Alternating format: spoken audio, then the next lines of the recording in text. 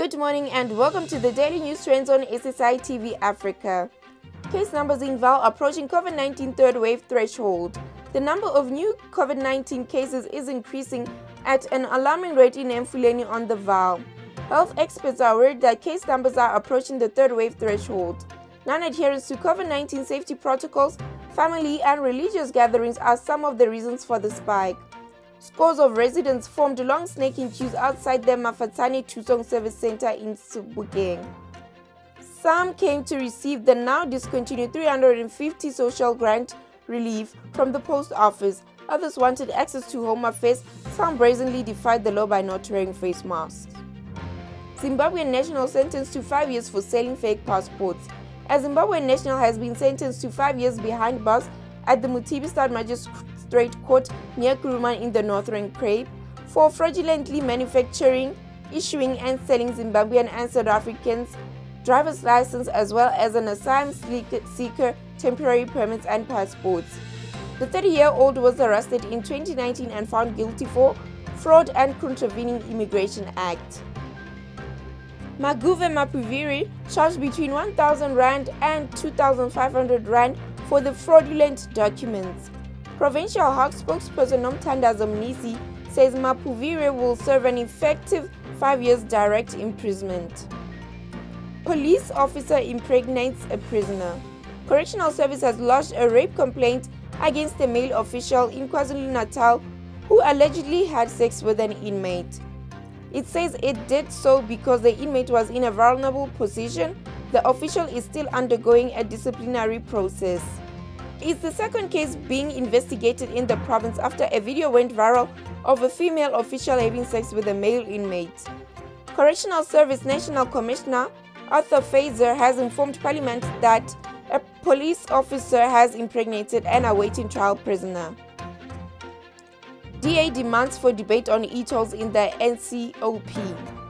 The Democratic Alliance is demanding that the debate on what it calls the failed e-toll system in Gauteng continues as scheduled in the National Council province on Thursday. The DA says it has learned that the matter has been cancelled following Transport Minister Fikile Mbalula's promises that a solution to the controversial scheme is close. The party's NCOP member of Finance, Dennis Ryder, says in 2019 President Cyril Ramaphosa established a task team headed by Mbalula to resolve the impasse of the e-tolls. Ryder says since then, 3 deadlines have passed without a result of an acknowledgement by Mbalula. He says the DA is demanding answers on the ill-advised, poorly planned and massively expensive financial disaster. European stocks steady but inflation fears haunt Wall Street. European stock markets steadied after the previous session slump thanks to upbeat regional growth data, but Wall Street dipped again on growing inflation fears. A bigger than expected hike of 4.2% in consumer prices in April saw the Dow Jones Index give up 1.3% 2 hours into trading amid fears of an about-face in Federal Reserve policy, while the tech-heavy Nasdaq lost 2.5%. The larger-than-expected spike in U.S. inflation last month surprised Federal Reserve Vice Chair Richard Clarida, but he said the central bank is steady to act if needed to contain prices. However, the Fed continues to believe the sharp price increase over the past 2 months are due to the rebound following the unprecedented shock inflicted by the COVID-19 pandemic and will not last, he said.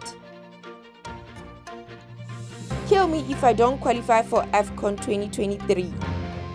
Hugo Broos says his main target as Bafana head coach is to win the African Cup of Nations, and he is happy to be killed by the press if he does not qualify South Africa for the Continental Showpiece in Ivory Coast in 2023.